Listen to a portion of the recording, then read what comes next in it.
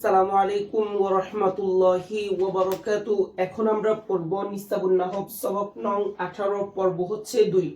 আমরা প্রথম পর্বের মধ্যে পড়েছি গায়রে মুনসারিফ সম্পর্কে, গায়রে মুনসারিফের পরিচয়, গায়রে মুনসারিফের যে আসবাবে মানায়ে সরফ আছে সেগুলো, এবং গায়রে মুনসারিফের হুকুম এবং কোন কোন অবস্থায় গায়রে মুনসারিফটি কাসরাকে জাহির করে সে সম্পর্কে আমরা পড়েছি। সাথে আমরা প্রথম যে সবক রয়েছে আদল সম্পর্কে, আদলে তাহকিকি, আদলে তাকদিরি, এই সম্পর্কে আমরা প্রথম পর্বে আমরা আলহামদুলিল্লাহ পড়েছি। এখন পর্ব হচ্ছে 2।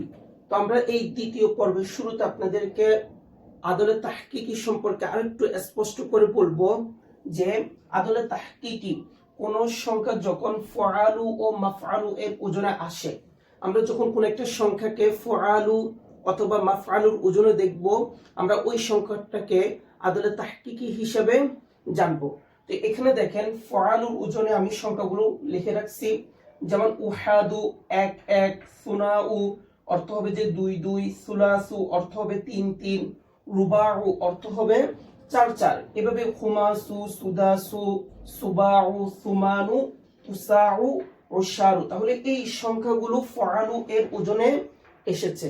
এখন দেখেন আরেকটা ওজন আসতে পারে, সেটা হচ্ছে যে মাফআলু। কোন সংখ্যা যখন মাফআলুর ওজনে আসবে, আমরা ওই সংখ্যাটাকেও আদলে তাহকিকি হিসেবে জানবো, যেমন মাওহাদু, মাসনা, মাসলাসু, মারবাউ, মাখমাসু, মাসদাসু, মাসবাউ, মাসমানু, মাতসাউ, মাশারু। তাহলে এটা হচ্ছে আদলে তাহকিকি।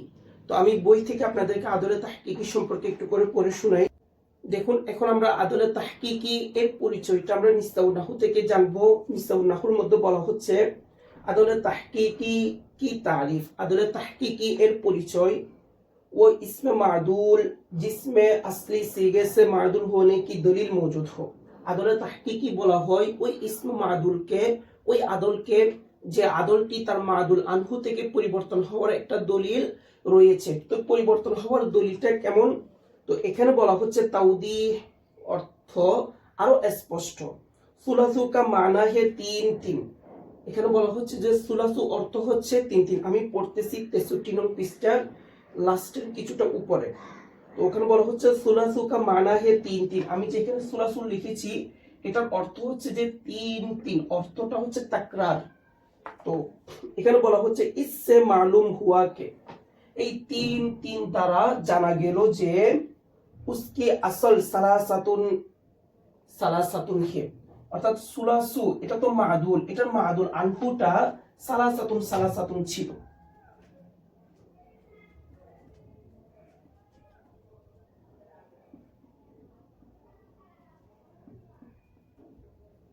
সালাসাতুন সালাসাতুন ছিল। তো এখানে সুলাসু কা মানা হে 3 3।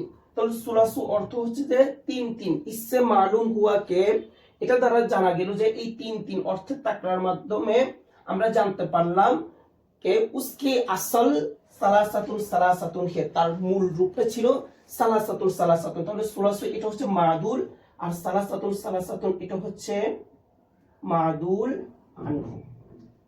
ঠিক আছে। তো এই কিতাবের মধ্যে একটি ফায়দা রয়েছে লাস্টে। এই ফায়দার মধ্যে বলা হচ্ছে, যেটা আমি আমার পর্বের শুরুতেই বলে দিয়েছি, যে 1 से लेकर 10 तक के एदाद जब फ़आलु या मफ़आलु के ওজন पर हो।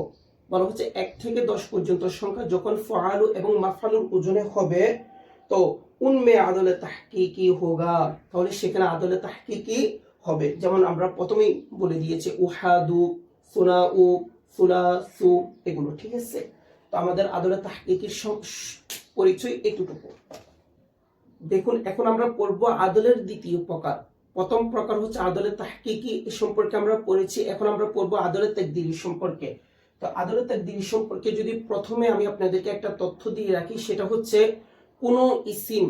কোন ইসিম যখন ফাআলু এর ওজনে আসবে, তখন আমাদের বুঝতে হবে ওই ইসিমটি ফাইলুন এরকম একটা শব্দ থেকে আসছে। যেমন দেখেন উমারু, এটা কোন ওজনে আসছে? ফাআলুর ওজনে আসছে। জুফারু, এটা কোন ওজনে আসছে?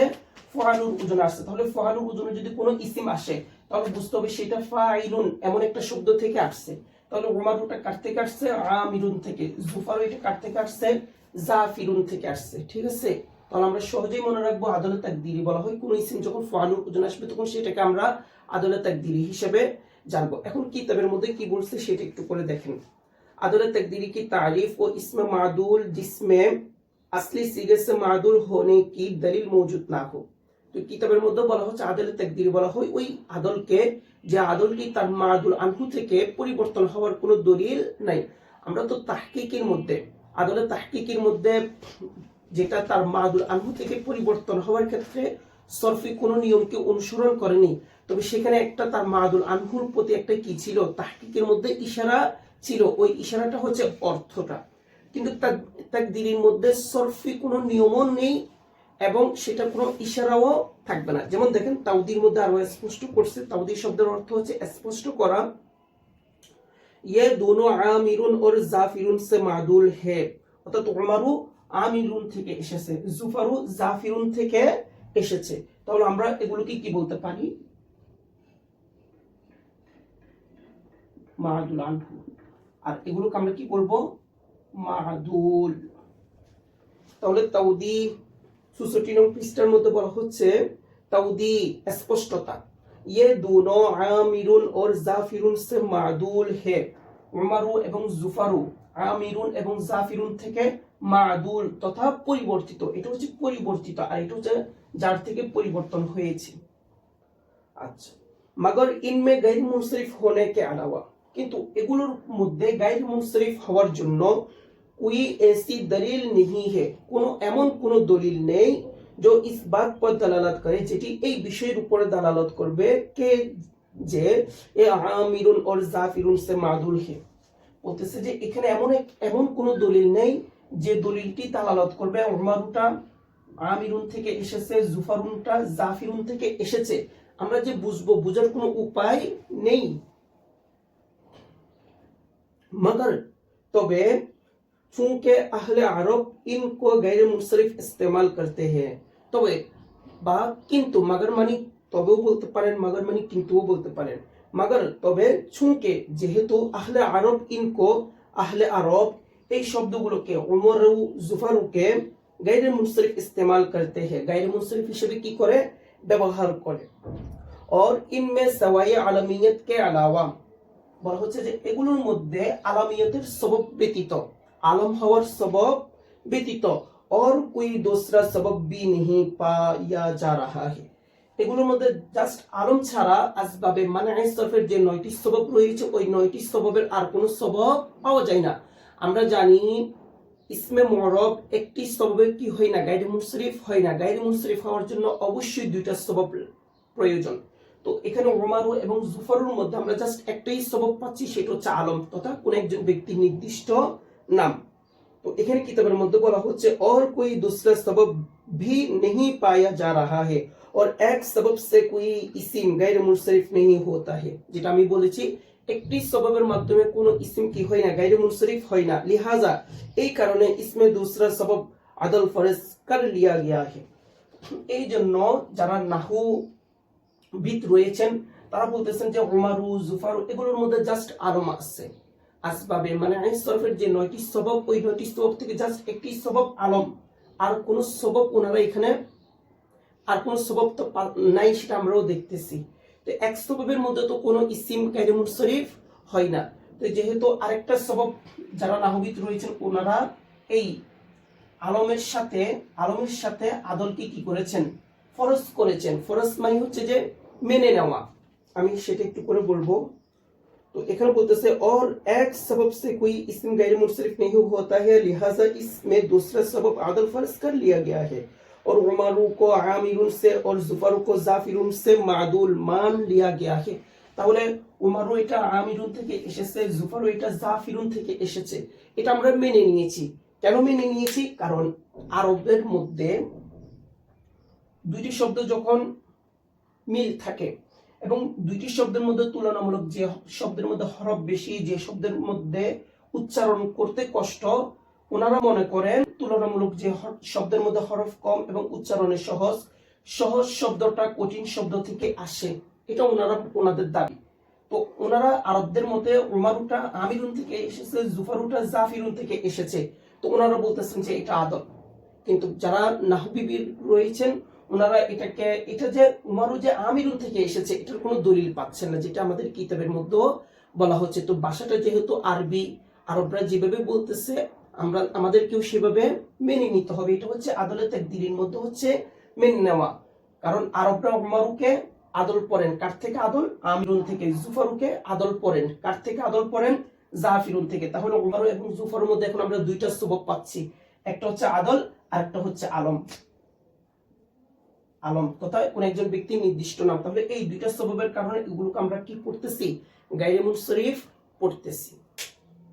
দেখুন এখন আমরা পড়ব যে আসবাবে মানআ সরফের 9টি সবব থেকে আদলকে কেন আগে রাখা হয়েছে। তো এটার উত্তর আমরা বলবো কারণ অন্যান্য সববগুলোর মধ্যে একটা শর্ত রয়েছে, কিন্তু এই 9টি সববের মধ্যে আদল যে সববটি, এই সববের জন্য কি নেই? শর্ত নেই। এটা যেহেতু শর্তহীন, এটা যেহেতু মুতলক, সেহেতু এটাকে প্রথমে আনা হয়েছে। তো আমরা এখন দ্বিতীয় সবব তথা ওয়াসফ সম্পর্কে ইনশাআল্লাহ জানব। দেখুন এখন আমরা পড়ব নিসাবুন নাহব সবক নং 18 পর্ব হচ্ছে 2 এবং বিষয়টা আমি লিখে রাখছি। বিষয়টা হচ্ছে গায়রে মুনসরিফ সবব নং 2 এবং আল ওয়াসফ। তো আমরা এখন ওয়াসফ সম্পর্কে জানবো। এটা হচ্ছে গায়রে মুনসরিফের অত্যন্ত গুরুত্বপূর্ণ একটি সবব। আপনারা দেখেন আমি এখানে আপনাদের সকলেরই সুবিধার্থে আমি লিখে রাখছি আল ওয়াসফ এর আবিধানিক অর্থ। দেখেন আবিধানিক অর্থ হচ্ছে আল বায়ানু তথা কি করা? বর্ণনা করা। তারপর আপনারা যদি দেখেন পরিভাষায় ওয়াসফ এর দুটি অর্থ রয়েছে। পরিভাষায় ওয়াসফ এর দুটি অর্থ রয়েছে। প্রথমটি দেখেন, ওয়াসফ হলো এমন একটি অর্থ যে অর্থটি তার মৌসুফের মধ্যে রয়েছে। আর দ্বিতীয় অর্থটা দেখেন, এখানে আমাদের ওয়াসফ বলতে যেটা উদ্দেশ্য সেটা হচ্ছে এই দ্বিতীয়, সেটা হচ্ছে যে কাউনুল ইসমের হওয়া দালান দালালতকারী, অর্থাৎ ইসিমটি কি করবে? দালালত করবে, বুঝাবে আলা জাতিন মুবহামাতিন, অস্পষ্ট একজন সত্তার প্রতি দালালতকারী হবে। যেমন আমি উদাহরণে লিখে রাখছি নাসিরুন সাহায্যকারী, দরিবুন প্রহারকারী। তাহলে নাসিরুন এটা হচ্ছে ওয়াসফ এবং দরিবুন এটা হচ্ছে ওয়াসফ। কেননা নাসিরুন এই ইসিমটি অস্পষ্ট একজন সত্তার গুণাগুণ সম্পর্কে কি করতেছে? বর্ণনা করতেছে। আমি আবার বলি, আমাদের ওয়াসফ এর তারিফের ক্ষেত্রে পরিভাষায় যে অর্থটি আমরা শিখবো সেটা হচ্ছে দ্বিতীয়, অর্থাৎ কাউনুল ইসিমের হওয়া দালান দালালতকারী। তাহলে ইসিম দালালত করবে কাকে? করবে আলা যাতিন মুবহামাতিন, একজন অস্পষ্ট সত্তাকে দালালত করবে। যেমন নাসিরুন সাহায্যকারী, তাহলে সাহায্যকারী এটা জাইদ হতে পারে, খালেদ হতে পারে, বকর হতে পারে। আমরা আবার এর শেষে যদি একটা গোলতা যোগ করে দিই নাসিরাতুন, তাহলে সাহায্যকারী একজন মহিলা, ফাতেমা হতে পারে, আয়েশা হতে পারে, জয়নাব হতে পারে। তাহলে আপনার ওয়াসফ এটা নির্দিষ্ট একজন সত্তাকে কি করবে না? দালালত করবে না। এটা হচ্ছে অস্পষ্ট একজন সত্তাকে দালালত করবে। দেখুন এখন আমরা পড়ব ওয়াসফ এর প্রকার সম্পর্কে। আমরা জানি ওয়াসফ হচ্ছে দুই প্রকার। প্রথমত হচ্ছে ওয়াসফে আসলি বা ওয়াদঈ, দ্বিতীয় প্রকার হচ্ছে ওয়াসফে আরজি। তো এখন ওয়াসফে আসলি বা ওয়াদঈ কাকে বলে? বলা হয় যে শব্দকে ওয়াসফের জন্য গঠন করা হয়েছে তাকে ওয়াসফে আসলি বলে অথবা ওয়াসফে ওয়াদঈ বলে। ওয়াদার মধ্যে যাকে গঠন করতেই যে শব্দকে ওয়াসফ এর জন্য গঠন করা হয়েছে তাকে কি বলা হবে? ওয়াসফে আসলি বা ওয়াদঈ। যেমন উদাহরণস্বরূপ নাসিরুন অর্থ হচ্ছে সাহায্যকারী। নাসিরুন শব্দকে যখন গঠন করতেছে তখন গঠন করার সময় এটাকে গঠন করা হয়েছে একটা ওয়াসফ বর্ণনা করার জন্য। দরিবুন এটাকে ওয়াসফ বর্ণনা করার জন্য কি করা হয়েছে? গঠন করা হয়েছে। এটা হচ্ছে মূলত ওয়াসফের আসল প্রকার, ওয়াসফে আসলিটা। দেখুন এখন আমরা পড়ব ওয়াসফ এর দ্বিতীয় প্রকার তথা ওয়াসফে আরজি। বলা হয় যে শব্দকে ওয়াসফ এর জন্য গঠন করা হয়নি তবে বাক্যে ওয়াসফ হিসেবে ব্যবহার হয়। যেমন উদাহরণ দিলে আপনাদের আরো স্পষ্ট হবে। মাররতু বিনিসওয়াতিন আরবাআতিন, আমি 4 জন মহিলার পাশ দিয়ে অতিক্রম করলাম। এই বাক্যের অংশে নিসওয়াতিন এটা হচ্ছে মৌসুফ, আরবাআতিন এটা হচ্ছে সিফত। কিন্তু আমরা ওয়াসফের যে একটা তারিফ পড়েছি ওই তারিফের মধ্যে কিন্তু আরবাআটা প্রবেশ করবে না। কেননা আরবাআতুন 4, তাহলে আরবাআতুন শব্দের অর্থ 4। তাহলে আরবাআতুন এই ইসিমটি নির্দিষ্ট একটা জাতকে কি করতেছে, বুঝাচ্ছে যে 4, 5, 6, 7, জায়েদ, খালেদ, রহিম, করিম, নির্দিষ্ট একটা জাতকে কি বুঝাচ্ছে। আর ওয়াসফের তারিফের মধ্যে বলা হচ্ছে যে কাউনুল ইসমি দাল্লান, কাউনুল ইসমি, ইসমের হওয়া, দাল্লান দালালতকারী, ইসমটি দালালতকারী হবে, আলা জাতিন মুবাহামা, এখানে একটা মুবাহামা শব্দ উল্লেখ করছে, অস্পষ্ট সত্তার প্রতি কি করবে, দালালত করবে। কিন্তু আমরা এখানে দেখতেছি আর বাতিন, এটা কোনো অস্পষ্ট সত্তাকে দালালত করতেছে না, বরং এটা নির্দিষ্ট একটা সত্তাকে দালালত করতেছে, সেটা হচ্ছে 4। ঠিক আছে, তো তাহলে এটাকে আমরা সিফত বলতেছি, এটা বাক্যের ব্যবহারের মধ্যে আমরা সিফত বলতেছি, তাহলে এটা কেমন হবে, ওয়াসফে আরিজি হবে। ঠিক আছে, আর এখন আমরা পড়ব ওয়াসফে আসলি বা ওয়াসফে ওয়াদঈ, যে শব্দগুলোকে গঠন করতেই ওয়াসফের জন্য গঠন করা হয়েছে সেগুলোর প্রকার পড়ব। দেখুন, এখন আমরা পড়ব ওয়াসফে আসলি বা ওয়াসফে ওয়াদঈ এর প্রকার, অর্থাৎ যে শব্দগুলোকে গঠন করতেই ওয়াসফের জন্য গঠন করা হয়েছে সেগুলো হচ্ছে 5 প্রকার। প্রথমত হচ্ছে ইসমে ফাইল, তারপর হচ্ছে ইসমে মাফউল, তারপর হচ্ছে ইসমে তাফদীল, তারপর হচ্ছে সিফাতে মুশাব্বাহ, এবং 5 নম্বরের মধ্যে 1 থেকে 10 পর্যন্ত সংখ্যা যেগুলো ফাআল এবং মাফআলুর ওজনে আসে। তাহলে কোন একটা শব্দকে যখন আমরা এই 5 প্রকারের মধ্যে পাবো তখন ধরে নিব সেটা হচ্ছে ওয়াসফে আসলি বা ওয়াদঈ। তো আপনারা জানেন আমরা মূলত পড়তেছি, এখানে আমি লিখে রাখছি বিষয় গায়রে মুনসারিফ, সবব নং হচ্ছে 2 আল ওয়াসফ। তো আমরা ইতিমধ্যে ওয়াসফ এর আবিধানিক অর্থ, ওয়াসফ এর পারিভাষিক অর্থ, ওয়াসফ কত প্রকার, হ্যাঁ, তারপরে ওয়াসফে আসলির প্রকারগুলো আপনাদেরকে দিয়েছি।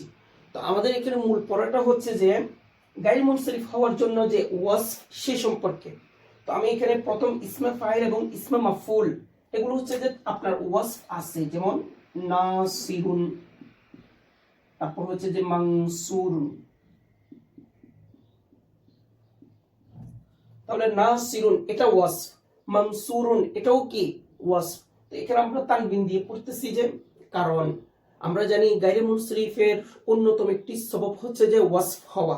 তো এটা ওয়াসফ হইছে, তারপর আমরা তানবিন দিয়ে কেন পড়তেছি, কারণ আমরা জানি গায়রে মুনসারিফের মধ্যে কোন একটা ইসমে মুআররব প্রবেশ করতে হলে অবশ্যই 2টি সবব পাওয়া যেতে হবে। একটি সববের কারণে কোনো ইসমে মুআররব গায়রে মুনসারিফ হয় না। তো আমাদের প্রথম যে 2 প্রকার ইসমে ফাইল এবং ইসমে মাফউল, এখানে জাস্ট ওয়াসফ পাওয়া গেছে, বাকি 8টা সবব থেকে কোন একটা সবব এখানে পাওয়া যায়নি, যার কারণে আমরা এগুলোকে তানবিন তথা মুনসারিফ পড়তেছি। তাহলে ইসমে ফাইল এবং ইসমে মাফউল এগুলোকে আমরা কি পড়ব, মুনসারিফ পড়ব, মুনসারিফ পড়ব। আর বাকি নিচের যে 3টা আছে ইসমে তাফদীল, সিফাতে মুশাব্বাহ, 1 থেকে 10 পর্যন্ত সংখ্যা যেগুলো ফাআল এবং মাফআলুর ওজনে আসবে সেগুলোকে আমরা কি পড়ব, গায়রে মুনসারিফ পড়ব। কেন গায়রে মুনসারিফ পড়ব, ইসমে তাফদীলের উদাহরণ যেমন আহমাদু। তাহলে আহমাদু এটা হচ্ছে যে আপনার ইসমে তাফদীল তথা ওয়াসফ, এবং আহমাদুর সাথে আমরা দেখতেছি আরেকটি সবব মিল পাওয়া যাচ্ছে, সেটা হচ্ছে আলম, সেটা হচ্ছে আলম অর্থাৎ নির্দিষ্ট একজন ব্যক্তির নাম। ঠিক আছে, কিংবা আরেকটা সবব পাওয়া যাচ্ছে সেটা হচ্ছে ওয়াজনে ফেলের সাথেও মিলে যাচ্ছে। তারপর আপনারা দেখেন 4র্থ প্রকার সিফাতে মুশাব্বাহ, যেমন সিফাতে মুশাব্বাহ যদি আমি আপনাদেরকে দেখাই আহমারু। তো আপনাদের মনে প্রশ্ন থাকতে পারে যে সিফাতে মুশাব্বাহ আহমারু, আহমারু এটা তো ইসমে তাফদীল হওয়ার কথা। আমরা জানি কোন একটা শব্দ যখন রঙের অর্থ দেয়, কোন একটা শব্দ যখন দোষ ত্রুটির অর্থ দেয়, ওই শব্দ থেকে আপনার ইসমে তাফদীল আসে না। তাহলে ইসমে তাফদীলের ওজনে কিসের সিগা আসবে, সিফাতে মুশাব্বাহর সিগা আসবে। তো আমরা আহমারুকে ইসমে তাফদীল বলতে পারবো না, সিফাতে মুশাব্বাহ বলতে হবে। আহমারু, আসওয়াদু, আখদরু, আবিয়াদু, এই জাতীয় যে শব্দগুলো আছে সেগুলোকে আমরা কি বলবো, সিফাতে মুশাব্বাহ বলবো, কারণ এগুলো হচ্ছে রঙের অর্থ দেয় এমন শব্দ। তাহলে রং, তারপর হচ্ছে যে আপনার দোষ ত্রুটি যুক্ত শব্দ থেকে ইসমে তাফদীল আসে না। তারপরে আপনারা দেখতেছেন যে ফুআলু, মাফআলু, যেমন উহাদু, উহাদু। তাহলে উহাদু এটাকে আমি গায়রে মুনসারিফ পড়তেছি কেন, এখানে 2টা, প্রথম হচ্ছে যে আদল এবং দ্বিতীয়টা হচ্ছে যে ওয়াসফ। তাহলে এখানে কয়টা সবব পাওয়া গেছে, 2টা সবব, একটা হচ্ছে আদলের তাহকিকি যেটা আমরা প্রথম সববের মধ্যে পড়েছি, দ্বিতীয়টা হচ্ছে ওয়াসফ। এখানেও পাওয়া গেছে যে 2টা, প্রথমটা হচ্ছে যে আপনার ওয়াসফ, তারপর হচ্ছে যে ওয়াজনে ফেল বলতে পারেন। তারপর এখানে দেখেন এখানে দুইটা সবব, একটা হচ্ছে ওয়াসফ আর একটা হচ্ছে আলম, কিংবা আপনারা চাইলে ওয়াজনে ফেলও বলতে পারেন। আর এই প্রথম দুই প্রকারের মধ্যে শুধু একটা সবব পাওয়া যাচ্ছে, সেটা হচ্ছে ওয়াসফ। আর কোন ইসমে মুআরব এক সববের মধ্যে কি হয় না, গায়রে মুনসরিফ হয় না। তো এই পর্যন্ত আমি তো লিখে দেখাইছি। দেখুন এতক্ষণ পর্যন্ত আমি আপনাদেরকে ওয়াসফ সম্পর্কে বলেছি, ওয়াসফের আবিধানিক অর্থ, ওয়াসফের যে প্রকার রয়েছে সেগুলো, এবং কোনটা গায়রে মুনসরিফ হবে কোনটা গায়রে মুনসরিফ হবে না সে সম্পর্কে আপনাদেরকে বলেছি। এখন আমরা কিতাব থেকে পড়ব। কিতাবের মধ্যে লেখা আছে ওয়াসফ কি তারিফ তথা ওয়াসফের পরিচয়। ইসিম কা এসি জাত পর দালালত করনে ওয়ালা হোনা, কোন একটি ইসিম এমন একটি সত্তার উপর দালালতকারী হবে जिसके साथ उसकी कोई सिफत भी माखूस हो, যে সত্তার সাথে তার কোন একটি সিফত কি থাকবে, নিহিত থাকবে। যেমন আহমারু লাল হওয়া, নাসিরুন সাহায্যকারী, দরিবুন প্রহারকারী, এভাবে। তাহলে নাসিরুন সাহায্যকারী, দরিবুন প্রহারকারী, আহমারু লাল হওয়া, ঠিক আছে। তাহলে এটা নির্দিষ্ট একজন ব্যক্তির সাথে কিনা সম্পৃক্ত না, তার জাতটা ওয়াদেহ না, স্পষ্ট না, এটা মুবাহাম অস্পষ্ট, ঠিক আছে। এটা হচ্ছে আমাদের ওয়াসফের পরিচয়। তো এখানে আরেকটু ব্যাখ্যা করছে, তাওদি শব্দের অর্থ হচ্ছে আরো স্পষ্টতা, আরো পরিষ্কার। লফজ আহমারু এক এসি জাত পর দালালত কর রাহা হে, বলতেছে আহমার শব্দটা এমন একটি সত্তার উপরে দালালত করতেছে। আহমারু আমি ওই ব্যক্তিকে বলতে পারবো, জিসকে সাথ উসকি এক সিফত, অর্থাৎ যার সাথে তার একটি সিফত, ইয়ানি অর্থাৎ সুরখ হোনা বিমা হুসো, অর্থাৎ লাল হওয়াটা, যার মধ্যে লাল আছে, যে ব্যক্তিটা সুন্দর, আমি তাকে আহমারু বলতে পারবো। তাহলে আহমারু এটা শুধু জায়েদের সাথে সম্পৃক্ত না, আহমারু সুন্দরটা, যে যে ব্যক্তির সিফত সুন্দর, আমি তাকে কি বলতে পারবো, আহমারু বলতে পারবো। আহমারু শুধু জায়েদকে আহমারু বলতে হবে বিষয়টা এমন না। সুন্দরতা যদি জায়েদ, খালেদ, রহিম, বকর, করিম সবার থেকে থাকে, তাহলে সবাইকে আমি আহমারু বলবো। তাহলে আহমারু শব্দটা কোন একজন নির্দিষ্ট ব্যক্তির সাথে সম্পৃক্ত না, বরং আহমারু সিফাতটা যার যার মধ্যে পাওয়া যাবে তাকে তাকে আমরা কি বলতে পারবো, আহমারু বলতে পারবো। দেখেন এখন এখানে আমাদের গায়রে মুনসরিফের জন্য ওয়াসফের সাথে একটা কি রয়েছে, শর্ত রয়েছে। আমরা বোর্ডে লিখে দিয়েছিলাম ওয়াসফ হচ্ছে দুই প্রকার, একটা হচ্ছে আসলি আর একটা হচ্ছে আরজি। আসলি মানে যে শব্দটাকে গঠন করতে ওয়াসফের জন্য গঠন করছে, আর আরজি মানে সেটাকে গঠন করতে ওয়াসফের জন্য গঠন করা হয়নি, বরং সেটা বাক্যে তারকিবের মধ্যে ওয়াসফ হিসেবে ব্যবহার হচ্ছে। তো যেটা বাক্যে তারকিবের মধ্যে ওয়াসফ হিসেবে ব্যবহার হয় সেটাকে আমরা ওয়াসফে আসলি বলি না, বরং আরজি বলে থাকি। তো এখানে কিতাবের মধ্যে লেখা আছে ওয়াসফ কি শর্ত, ওয়াসফের শর্ত।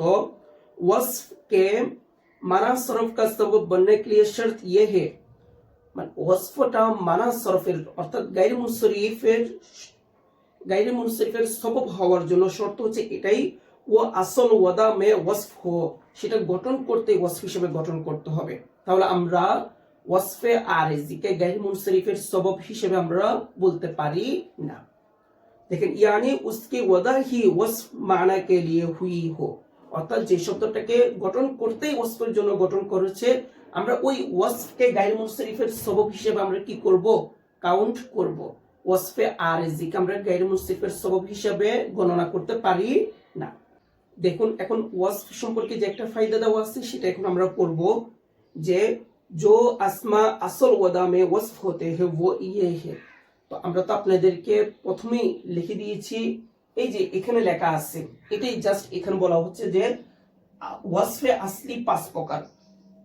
তো এখানে বলা হচ্ছে जो आसमा असल वदा में वस्फ होते हैं वो ये है, যে ইসিমগুলো গঠনগতভাবে ওয়াসফ, সেগুলো হচ্ছে এগুলোই।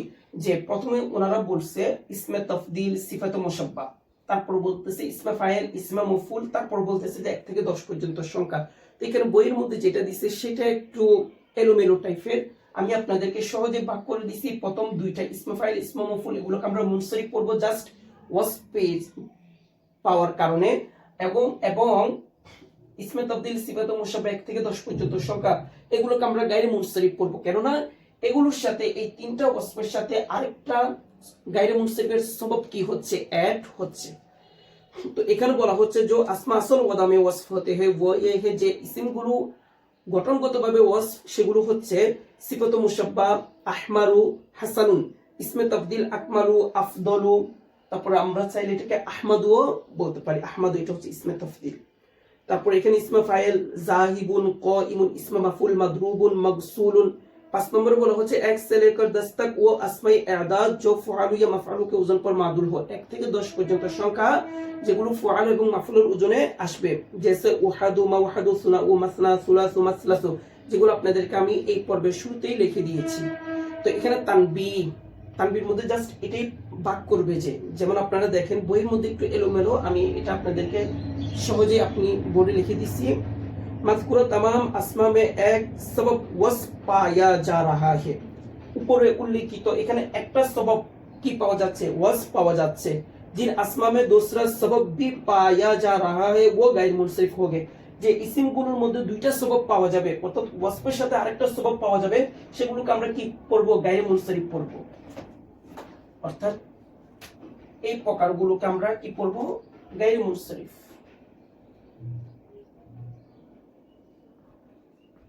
গায়রে মুনসরিফ পড়বো, কারণ এখানে ওয়াসফের সাথে আরেকটা সবব পাওয়া যাচ্ছে। जैसे नंबर 25, ঠিক আছে, तमाम मसालों में, যেমন এখানে আমাদের এগুলোর কথাই বলা হচ্ছে, আসলে বইয়ের মধ্যে একরকম লিখছে मसालों और नंबर 1 की पहले मसाल में। अच्छा देखें, जिन में दूसरा सबब नहीं पाया जा रहा है, এখানে বলতেছে যে ইসিমগুলোর মধ্যে दूसरा सबब অর্থাৎ অন্য একটি, এখানে दूसरा মানে অন্য একটি সবব পাওয়া যাচ্ছে না, ও মুনসরিফ হবে, সেগুলো কি হবে, মুনসরিফ হবে। जैसे बाकी मसालों में, যেমন ইসমে ফাইল, ইসমে মফউল, এগুলো মুনসরিফ হচ্ছে কারণ এখানে একটাই সবব, অন্য আরেকটি সবব পাওয়া যাচ্ছে না। আচ্ছা, তো আমাদের পরে এতটুকুই থাকবে ইনশাআল্লাহ। আমরা আগামী কাল ইনশাআল্লাহ আমাদের যে তৃতীয় যে সবব রয়েছে গায়রে মুনসরিফের, সেটা আমরা আলোচনা করব। আল্লাহ হাফেজ। আসসালামু আলাইকুম ওয়া রাহমাতুল্লাহি ওয়া বারাকাতুহু।